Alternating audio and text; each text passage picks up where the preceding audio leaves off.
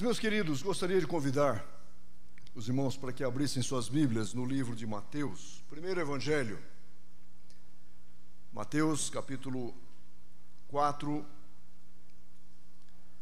versículos 1 a 11. É o relato da tentação de Jesus. Evangelho de Mateus capítulo 4, a partir do primeiro versículo até o versículo 11º. Nós começamos esse culto cantando um hino que, num determinado momento, diz assim: me leva onde eu possa ouvir tua voz. Que a gente possa estar aqui com os nossos corações abertos, né? E que o Senhor possa falar conosco nesta noite através da sua palavra. Diz assim o texto, Mateus capítulo 4. A seguir, foi Jesus levado pelo Espírito ao deserto para ser tentado pelo diabo. E depois de jejuar 40 dias e 40 noites, teve fome. Então o tentador, aproximando-se, lhe disse: se és o Filho de Deus, manda que estas pedras se transformem em pães. Jesus, porém, respondeu: está escrito, não só de pão viverá o homem, mas de toda a palavra que procede da boca de Deus. Então o diabo levou a cidade santa, colocou-o sobre o pináculo do templo. E lhe disse: se és filho de Deus, atira-te abaixo, porque está escrito, aos seus anjos dará ordem a teu respeito, que te guardem, e eles te sustentarão nas suas mãos, para não tropeçares em alguma pedra. Respondeu-lhe Jesus: também está escrito, não tentarás o Senhor teu Deus. Levou-o ainda o diabo a um monte muito alto, mostrou-lhe todos os reinos do mundo e a glória deles. Ele disse: tudo isto te darei, se prostrado me adorares. Então Jesus lhe ordenou: retira-te, Satanás, porque está escrito, ao Senhor teu Deus adorarás, e só a ele darás culto. Com isto o deixou o diabo, e eis que vieram anjos e o serviram. Senhor, nós te damos graças pela tua palavra. Te agradecemos, ó Deus, por esta noite de domingo, em que estamos aqui reunidos como igreja do Senhor. Cantamos, lemos a tua palavra, e agora, Senhor, pedimos que o mesmo Espírito que inspirou os autores a registrarem a tua palavra, Senhor, que esse mesmo Espírito nos capacite para comunicarmos a mensagem do Senhor aos corações. Abre, ó Deus, os nossos ouvidos para ouvirmos a tua voz, e que esta noite seja uma noite de bênção, de edificação, de alegria para cada um de nós, sabendo que o Senhor está olhando para nós, que o Senhor está cuidando de nós e que o Senhor há de nos dar a vitória. Esta é a nossa oração, ó Pai, em nome de Jesus. Amém. Meus irmãos, as Escrituras mostram para nós que a gente tem diante da gente um grande inimigo. Esse grande inimigo não é homem, não é mulher, não é uma pessoa de carne e osso, mas é um inimigo que procura de todas as maneiras arrastar a gente para longe de Deus. E ele tem uma capacidade incrível de se camuflar. Quando o apóstolo Paulo escreve a sua carta aos Coríntios, a segunda carta, capítulo 11, versículo 14, ele diz assim: não é de admirar, porque o próprio Satanás se transforma em anjo de luz. Esse é o nosso grande inimigo.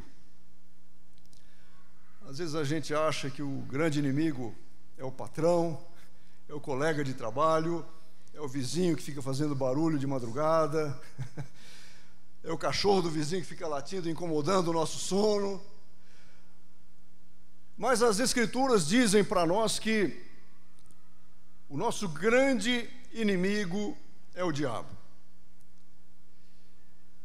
E é muito curioso quando a gente começa a folhear as Escrituras e a gente vai vendo a descrição das atitudes desse nosso inimigo. Quando Jesus conta a parábola do semeador, por exemplo, ele diz que o diabo é aquele que arrebata dos corações a palavra. Ele diz assim: aqui caiu à beira do caminho, são os que a ouviram. Vem a seguir o diabo e arrebata-lhes do coração a palavra, para não suceder que, crendo, sejam salvos. Então o diabo está agindo nos corações das pessoas para tirar essa semente que é constantemente lançada por mim, pelo pastor Júnior, por você, quando está aí falando do Evangelho. Há um inimigo que está trabalhando nos corações para retirar essa semente. O diabo é aquele que semeia a mentira, é aquele que semeia a incredulidade. Quando Jesus teve uma conversa muito dura com os judeus, ele disse assim: vós sois do diabo, que é o vosso pai, e quereis satisfazer-lhe os desejos. Eram pessoas que estavam envolvidas com o pecado, estavam descrendo de Jesus, e Jesus disse: vocês são filhos do diabo. Ele é aquele que semeia o engano nos corações, é aquele que semeia a malícia. Quando Pedro, o apóstolo, lá em Atos 13:10, olha para um homem que era mágico, chamado Elimas, ele diz: ó filho do diabo, cheio de todo engano, de toda malícia, inimigo de toda a justiça, não cessarás de perverter os retos caminhos do Senhor. Então, é interessante você observar aqui a maneira como o inimigo age, trazendo engano, trazendo malícia aos corações.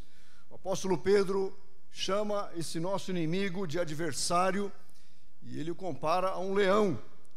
Pedro diz assim: sede sóbrios, sede vigilantes, porque o diabo, vosso adversário, anda em derredor como um leão que ruge, procurando alguém para devorar. Então, meus queridos, esse nosso inimigo é aquele que constantemente procura fazer as suas armadilhas para pegar a gente de alguma maneira.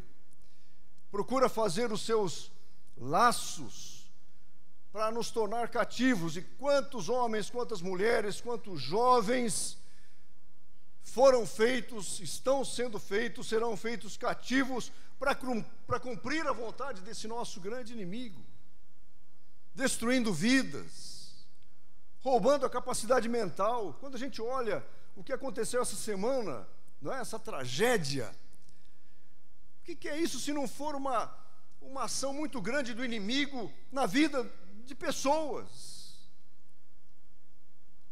que estão dispostas a ceifar vidas, a destruir vidas. E muitas vezes a gente atribui essas ações a outras tantas razões, mas por detrás de tudo, meus irmãos, está a mão do inimigo agindo, retirando a capacidade de a pessoa voltar-se para Deus, levando as pessoas para o caminho das drogas, dos vícios, levando as pessoas para a maldade. Esse é o inimigo que nós temos diante de nós, e há um exército muito grande do mal agindo neste mundo. Paulo, na sua carta aos Efésios, curioso que ele faz referência, dando diversos nomes, digamos assim, a essas forças malignas. Ele diz: a nossa luta não é contra a carne, não é contra o sangue, mas contra os principados, as potestades, os dominadores deste mundo tenebroso, contra as forças espirituais do mal nas regiões celestiais. E aí nós nos voltamos para esse texto de Mateus. Eu queria que você mantivesse sua Bíblia aberta. E a gente tem aqui um episódio muito significativo, relatado nos 3 primeiros evangelhos: Mateus, Marcos e Lucas. Mateus traz o relato como vimos aqui, dedica 11 versículos e a gente gostaria de explorar algumas ideias que estão presentes nesse texto. Marcos, de uma maneira muito resumida, no capítulo 1, versículos 12 e 13, fala também sobre a tentação, e ele resume todo esse episódio dizendo assim: e logo o Espírito o impeliu para o deserto, onde permaneceu 40 dias, sendo tentado por Satanás, estava com as feras, mas os anjos o serviam.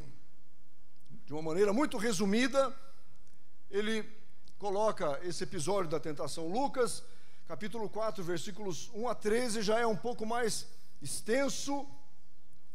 Ele relata esses diferentes momentos da tentação de Jesus, e ao final ele acrescenta uma expressão interessante. Ele diz assim: passadas que foram as tentações de toda a sorte, quer dizer, depois de todas as tentações, apartou-se dele o diabo até momento oportuno, dando a ideia de que não foi só aquele momento de tentação, mas depois o inimigo viria novamente para tentar o Senhor. Então, meus queridos, não havia ninguém com Jesus nesse momento da tentação. Então, o que a gente deduz é que o próprio Senhor Jesus tenha relatado isso aos seus apóstolos, aos seus discípulos, e observe que um pouquinho antes Jesus havia sido batizado. Isso está no final do capítulo 3, uma experiência extraordinária. Versículo 16 diz assim, que Jesus, logo que saiu da água, os céus se lhe abriram, viu o Espírito de Deus descendo como pomba vindo sobre ele, e uma voz do céu dizia assim: este é o meu Filho amado, em quem me comprazo. Uma experiência extraordinária. E Jesus estava pronto a iniciar o seu ministério. Jesus estava pronto a iniciar o seu período de pregação das boas novas.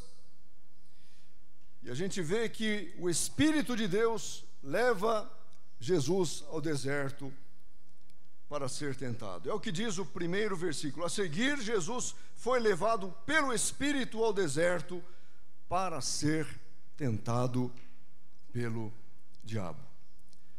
O Evangelho de Marcos tem uma expressão um pouco mais forte ainda, diz assim: logo o Espírito o impeliu, quer dizer, o forçou para o deserto. E Lucas diz: Jesus, cheio do Espírito Santo, voltou do Jordão, foi guiado pelo mesmo Espírito no deserto. Agora, meus queridos, o que a gente vê nesse texto é que o inimigo procura de todas as maneiras agir para frustrar o projeto ministerial de Jesus. Ele age de todas as maneiras para frustrar os planos de Jesus. E o que eu vejo é que, da mesma maneira como ele agiu lá, ele continua agindo hoje. Ele está muito perto da gente para frustrar também aquilo que o Senhor deseja fazer na nossa vida. Então eu queria chamar sua atenção para especialmente três diferentes tentações que Jesus sofre aqui, tentar aplicar isso às nossas vidas e buscar refúgio nas Escrituras, meus irmãos, porque qual de nós não é tentado? Quem de nós que muitas vezes não vê o inimigo fazendo-nos ofertas tão tentadoras? E quantas pessoas têm a sua vida espiritual destruída porque não reagem adequadamente às investidas de Satanás? Veja bem, a primeira coisa que me chama a atenção aqui é que Jesus foi tentado a duvidar da palavra de Deus. Se você observar o finalzinho então do capítulo 3, diz que quando o Espírito veio sobre ele, houve uma voz que disse o quê?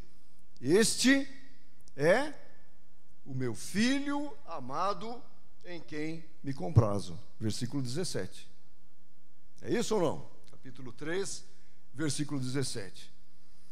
Aí quando nós olhamos para o capítulo 4, quando Satanás vem a Jesus, no versículo 3, ele diz assim: então o tentador, aproximando-se, lhe disse: se és o filho de Deus, manda que estas pedras se transformem em pães. Se és o filho de Deus. E aí a gente desce mais um pouquinho para o versículo 6, e a gente vê a mesma expressão: se és o filho de Deus, atira-te abaixo.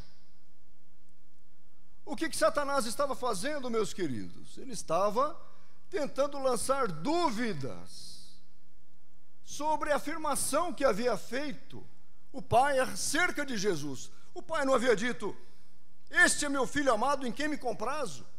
E o que Satanás diz a Jesus? Se tu és o filho de Deus, faz tal coisa. Se tu és o filho de Deus, faz tal coisa. Satanás queria lançar dúvida, queria pôr à prova um ponto essencial na vida e no ministério de Jesus, que era a sua própria divindade. A gente sabe que Jesus era plenamente homem, mas ele era também plenamente Deus. Ele tinha a natureza humana. Em tudo ele foi semelhante a nós. Ele teve fome, ele teve sede, ele foi tentado. Mas ele também era Deus. E o apóstolo Paulo, quando escreve em suas cartas, ele diz que o Senhor se despiu da sua glória para assumir a nossa natureza, mas ele não deixou de ser Deus. E quando Satanás vem a Jesus, Satanás diz: se tu és o filho de Deus, manda que essas pedras se transformem em pães. Se és filho de Deus, atira-te daqui abaixo, porque está escrito: aos seus anjos dará ordem a teu respeito, para que te guardem. Um dos maiores problemas na nossa vida, meus irmãos, pode ser a dúvida com relação àquilo que Deus prometeu para nós na sua palavra. Uma das grandes armas de Satanás é lançar dúvida no nosso coração. Será que de fato estamos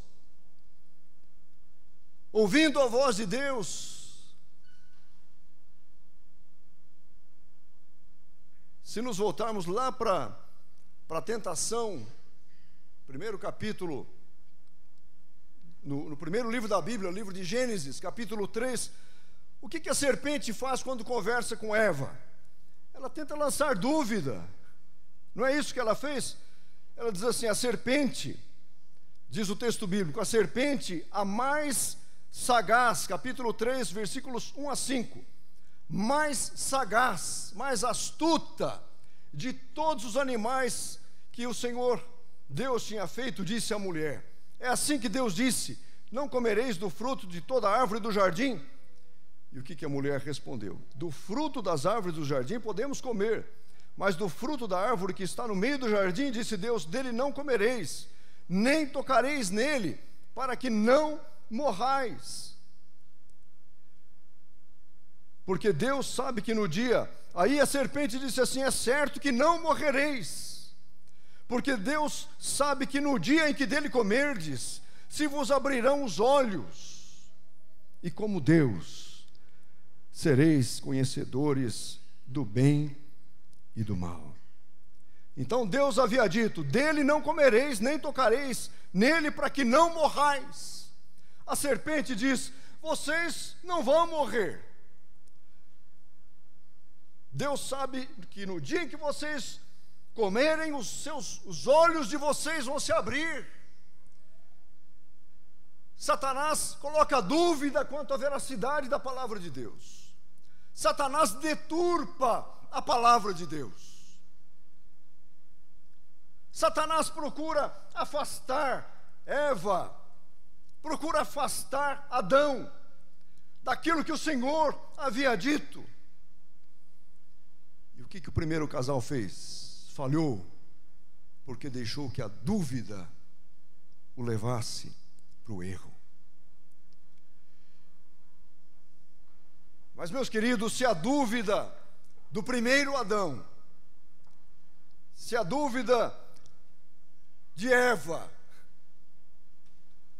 levou aquele casal à desobediência e colocou toda a humanidade debaixo do pecado, quando nós olhamos para Jesus, nós vemos que o inimigo não conseguiu sucesso na vida dele, porque não conseguiu lançar dúvida sobre a sua divindade. Quando Jesus ouve, né? Se és filho de Deus, manda que estas pedras se transformem em pães. Jesus respondeu, está escrito, não só de pão viverá o homem. E Jesus em nenhum momento colocou à prova esta afirmação, esta questão da sua filiação divina.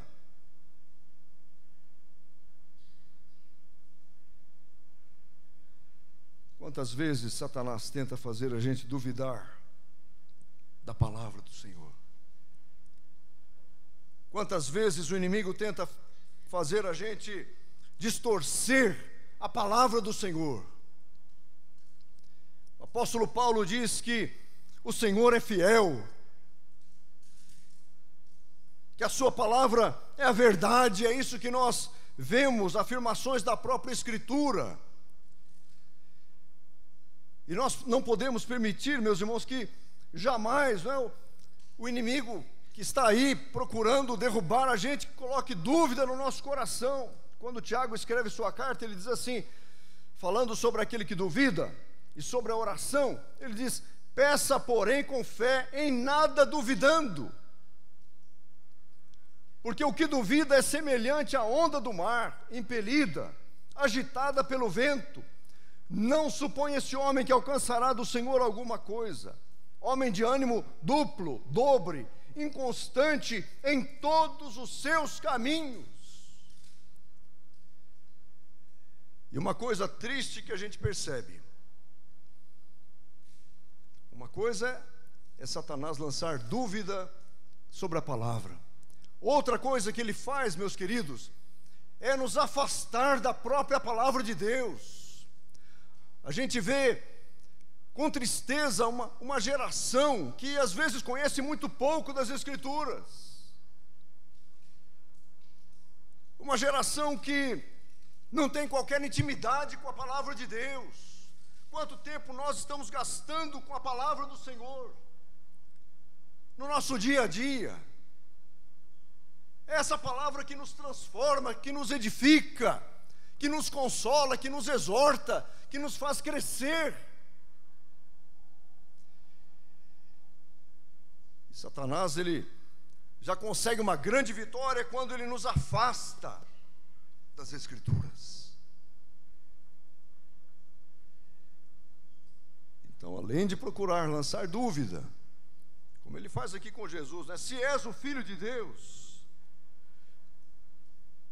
ele procura manter-nos muitas vezes longe das verdades que estão presentes aqui, meus irmãos.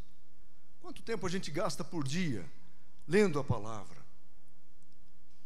A palavra é aquela que coloca freios em condutas inadequadas da nossa vida. A palavra é aquela que coloca limitações para a gente. Às vezes a gente quer ouvir tanta coisa, a gente quer ouvir Deus falando com a gente de alguma maneira, e o que o Senhor quer nos falar está escrito aqui, mas a gente simplesmente não abre a Escritura para meditar sobre ela.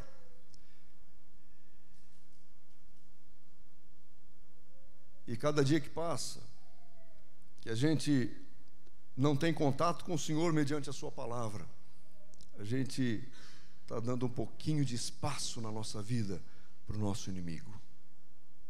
Vamos lutar contra isso, meus irmãos. Amém? Jesus foi tentado também, meus queridos, a usar o poder de Deus em benefício próprio. E a gente pode ver isso nessa afirmação, que está também nos primeiros versículos. Então, ele jejua, o tentador se aproxima e diz assim: se és o Filho de Deus, manda que estas pedras se transformem em pães. Foram 40 dias de jejum, de oração, o Senhor estava exausto, cansado, faminto. Isso nos faz lembrar aquele episódio que envolve Esaú, lá no Antigo Testamento, em Gênesis 25:32, quando chega seu irmão, prepara um prato de lentilhas. Lembram-se desse texto, não é? E Jacó diz o quê? Olha, vamos trocar o seu direito de primogenitura por essa comida gostosa.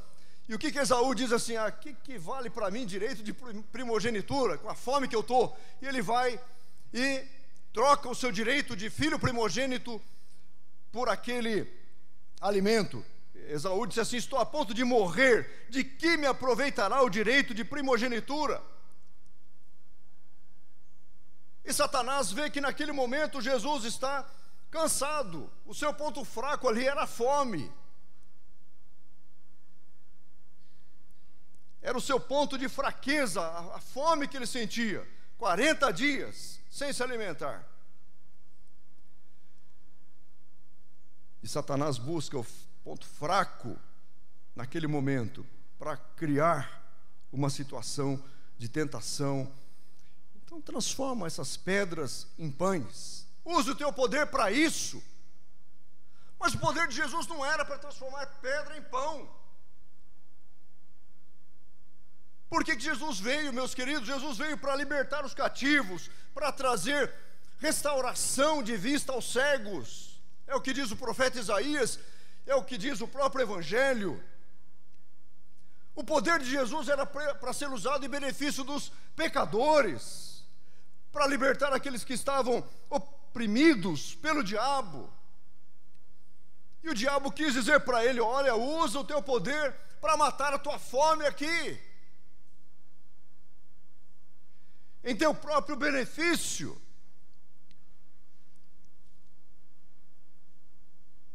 Quantas vezes, meus queridos, nesse mundo religioso, tanta gente é tentada a usar o poder de Deus em benefício próprio. E como é triste ver isso, e a gente vê isso dentro do próprio Novo Testamento, entre os próprios apóstolos, quando eles estavam conversando lá com os samaritanos, foram recusados, não foram recebidos. A gente vê esse relato em Lucas 9:54, né? Quando os samaritanos se recusaram a receber Jesus e os apóstolos. E diz assim: vendo isso, os discípulos Tiago e João perguntaram: Senhor, queres que mandemos descer fogo do céu para os consumir? Usar o poder de Deus para benefício próprio, quer dizer, vamos mostrar para eles que a gente pode mais. Pode descer fogo aqui e matar todo esse pessoal. Jesus olhou para eles e disse: vocês não sabem de que espírito vocês são. Um outro caso que a gente vê no Novo Testamento, em Atos, um homem chamado Simão, o mago. Ele diz assim: vendo, porém, Simão, que pelo fato de imporem as mãos, os apóstolos imporem as mãos, era concedido o Espírito Santo às pessoas, né? Ofereceu-lhes dinheiro, propondo: concedei-me também a mim este poder, para que aquele sobre quem eu impuser as mãos receba o Espírito Santo. Queria o poder de Deus para mostrar que ele tinha poder, em benefício próprio.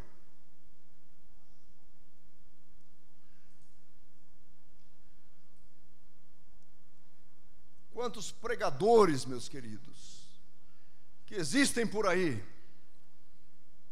de um evangelho fácil e sem compromisso, que também querem e usam a palavra de Deus para se autopromover. Eu estava vindo para cá comentando com a minha esposa que esses dias eu liguei o rádio e tinha um pregador, e ele estava falando sobre aquele texto em que Jesus disse: eu e o Pai somos um. Ele disse assim: Jesus, o Filho virou o Pai virou o Filho. Uma tremenda bobagem do ponto de vista bíblico. Não é que o Pai virou o Filho, nem que o Filho virou o Pai. As pessoas da Trindade são pessoas distintas, Pai, Filho e Espírito Santo, que não se misturam, não se confundem. E assim a gente vê que tantas pessoas estão usando o Evangelho para se promover. Quantos usam o Evangelho para ganhar dinheiro? Quantos que tornaram o Evangelho um grande negócio? E cumpre-se aquilo que o apóstolo Pedro disse lá na sua carta. Segunda carta de Pedro, capítulo 2, versículo 3. Ele diz assim: também movidos por avareza, farão comércio de vós com palavras fictícias. Então, quanta gente que está usando a igreja e fazendo dela um grande comércio. Isso o apóstolo já disse lá atrás. É o evangelho usado para se autopromover, é o evangelho usado para mostrar que existe na própria pessoa alguma coisa que vem dele mesmo.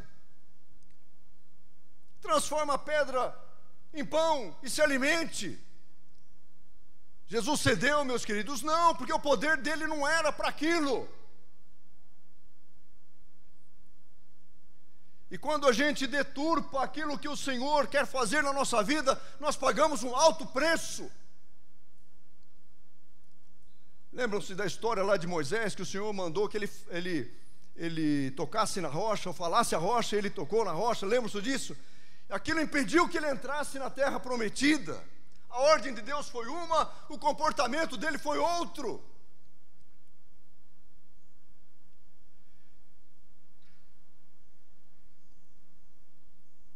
Ah, meus irmãos, e nós estamos aqui envolvidos com a igreja, envolvidos com o corpo de Cristo, e a gente tem de ser vigilante para que a gente não tente se usurpar, tomar para nós aquilo que não é nosso. A gente não é nada mais do que um instrumento que Deus pode usar quando Ele quiser, se Ele quiser. O próprio apóstolo Paulo disse: eu sei que em mim não habita bem algum. Numa outra passagem ele diz: corro como que desferindo golpes no ar, para que eu mesmo não venha ficar reprovado. E quantos aqui enchem o peito, não é tentando mostrar que o poder está nele, que a autoridade está nele.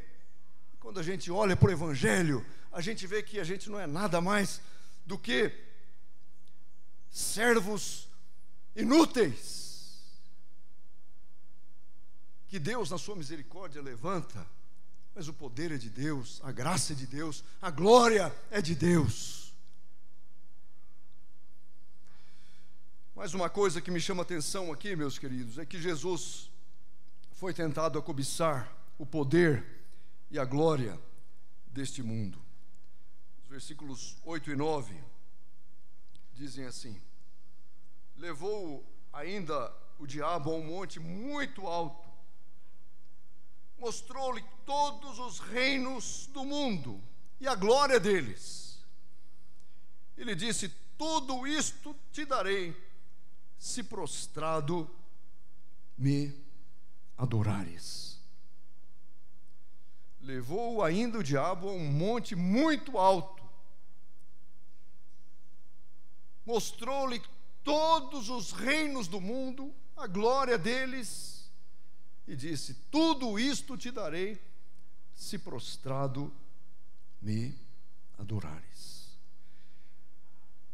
O que é cobiça, meus irmãos? Cobiça é a gente desejar ardentemente alguma coisa, conseguir alguma coisa. É um desejo sem moderação, não é? Por bens, por riquezas, por honras, ambição. A Bíblia usa a palavra concupiscência, que é um desejo muito forte por alguma coisa. E aqui a gente pode observar que na tentação lá de Adão e Eva havia essa questão da cobiça também. O que Satanás disse? Como Deus, sereis conhecedores do bem e do mal. Opa, quem que não queria ser como Deus? É o que Satanás disse para Adão, para Eva, não é? Vocês vão ser como Deus. Vocês vão conhecer o bem e o mal. E para Jesus, Satanás mostra todos os reinos. E quer, meus irmãos, saber de uma coisa: o que encanta mais o homem do que ter poder sobre pessoas, do que ter dinheiro, muito dinheiro. Essa promessa que, infelizmente, enche muitos templos, contradizendo o que está nas Escrituras.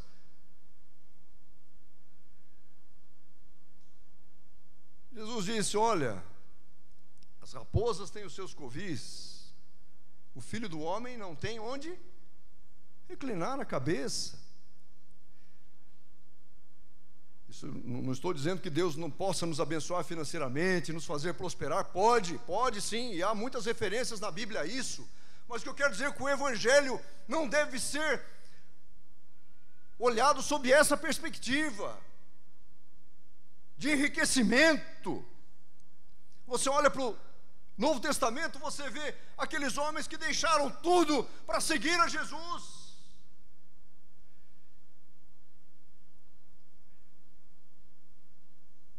Que foram repreendidos uma vez, conversando num diálogo com Jesus, não é? A mãe de um deles: deixa que os nossos filhos se assentem, um à tua direita, um à tua esquerda no teu reino. E Jesus deu a maior bronca, que estavam pensando em poder no reino do Messias, no reino vindouro do Filho do Homem. Não deveria ser de maneira nenhuma aquela a preocupação deles. E Satanás tenta Jesus, levando-o, diz aqui, a um monte muito alto, mostra todos os reinos, a glória desses reinos, e diz: eu vou te dar tudo isto, se prostrado você me adorar. Pode ser a tentação que a gente enfrente, essa busca pelo ouro, essa busca pelo dinheiro, essa busca pelo poder, essa busca por oprimir o próximo, né? Às vezes basta um pouquinho de autoridade na nossa mão para a gente se tornar um opressor. Mas não é isso que o Evangelho põe diante de nós. E aqui está a beleza do Evangelho, em olharmos para o mundo, em olharmos para o dinheiro, em olharmos para a riqueza, e nada disso nos cativar.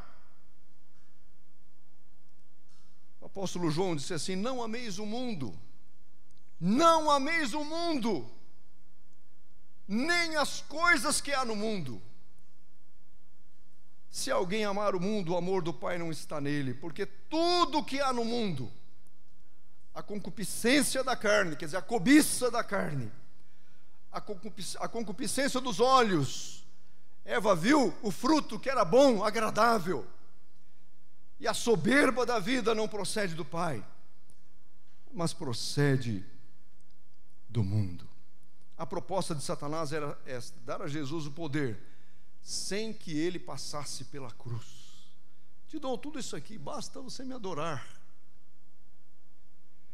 Mas o caminho de Jesus era o caminho do sofrimento, o caminho da dor. E Filipenses 2, 6 a 11 descreve isso de uma maneira muito gloriosa, quando diz que ele deixou a sua glória, que ele se fez homem, que ele assumiu a nossa natureza, que ele foi até a morte, morte de cruz. E aí diz o apóstolo: por isso Deus o exaltou sobremaneira sobre todas as coisas, e lhe deu um nome que é sobre todo nome, para que ao nome de Jesus se dobre todo o joelho daqueles que estão na terra, no céu, embaixo da terra, em todo lugar.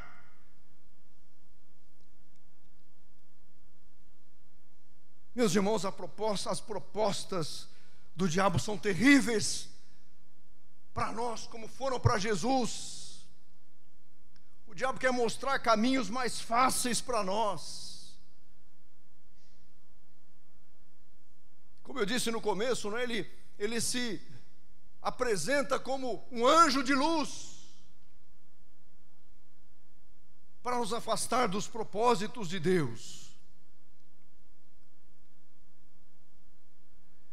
E concluindo, meus irmãos, a gente observa, Satanás, ele é inteligentíssimo. O que ele usou para tentar Jesus? Foi a própria palavra.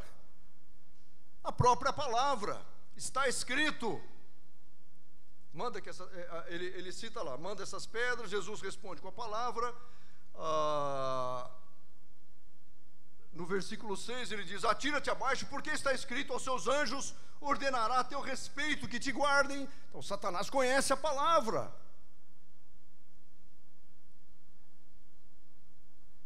Eles se sustentarão nas suas mãos para não tropeçares em alguma pedra. Então Satanás usa a palavra. Mas como é que Jesus venceu as tentações? Pela palavra de Deus. Você pode observar no versículo 4, Jesus diz assim: está escrito, não só de pão viverá o homem. Pois nos versículos 5 a 7, quando o diabo leva a cidade santa sobre o pináculo do templo, fala: olha, pula lá embaixo, não vai acontecer nada, porque está escrito que os anjos vão te guardar. Jesus diz: também está escrito: não tentarás o Senhor teu Deus. E depois nos versículos 8 a 10, quando leva lá no alto monte, diz: tudo vou te dar. Jesus diz: retira-te, Satanás, porque está escrito: ao Senhor teu Deus adorarás, só a Ele darás culto. Pense agora, meu irmão, minha irmã, nas tentações que você enfrenta. Faça uma avaliação da sua vida. As estratégias do inimigo são muitas. São muitas. É a tentação do dinheiro. Quantos milhões que não são desviados dos cofres públicos aí? E como é triste, às vezes a gente vê fulano de tal que frequentava uma igreja evangélica, ou que era evangélico, que se dizia evangélico, não sei o que lá, está envolvido em corrupção e de desvio e não sei o que lá, e não sei o que lá. É uma tentação para muitos. O poder ao qual muitos se apegam e não abrem mão dele. Os vícios, as drogas, não é? As bebidas, o cigarro, a sexualidade deturpada pelo diabo, a imoralidade. Está tudo tão fácil, está na mão aí no celular.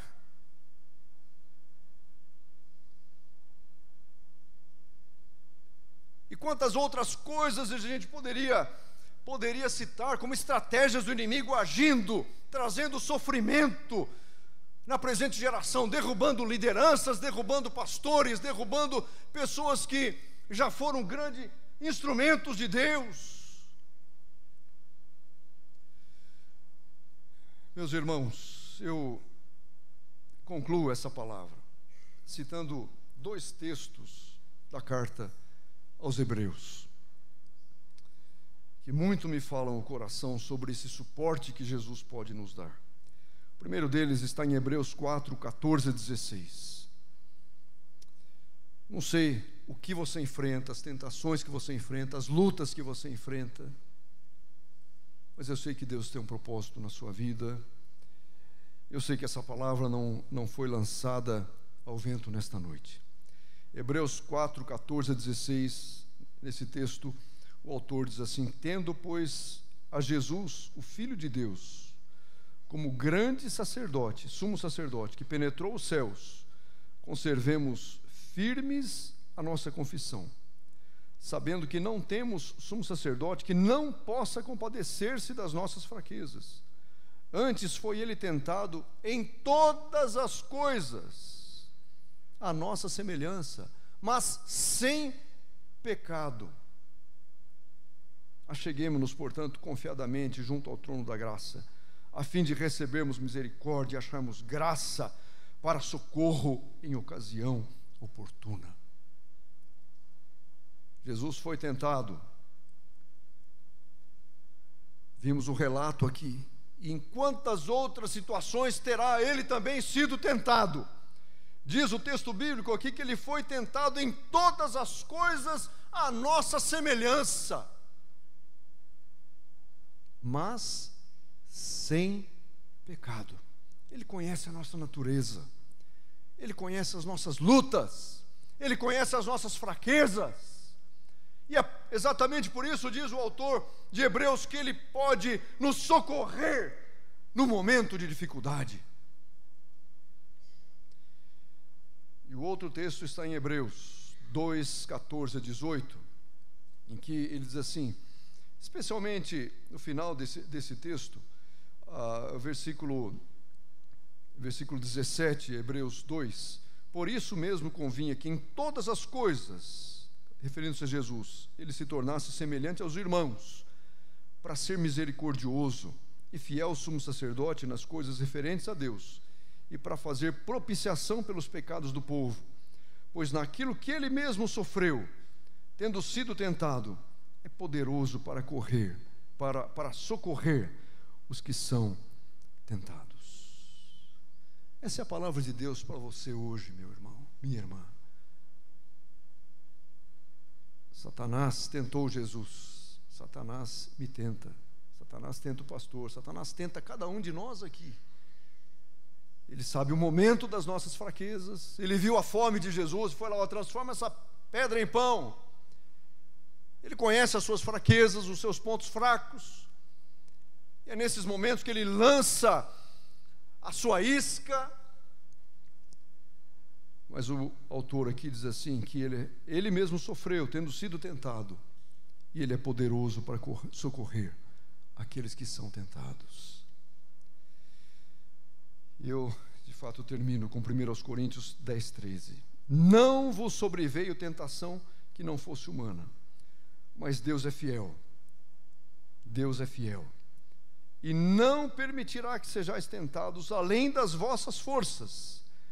Pelo contrário, juntamente com a tentação, vos proverá livramento, de sorte que a possais suportar. Amém, meus irmãos? Que Deus possa nos abençoar. Existe um hino no nosso hinário que diz assim: tentado não cedas, ceder é pecar, melhor e mais nobre será triunfar. Cuidado, ó crente. E eu não me lembro, desvia do teu mal alguma coisa, Deus pode livrar-te de queda fatal. Que o Senhor realmente nos livre e nos dê sustento, meus irmãos, em nome de Jesus.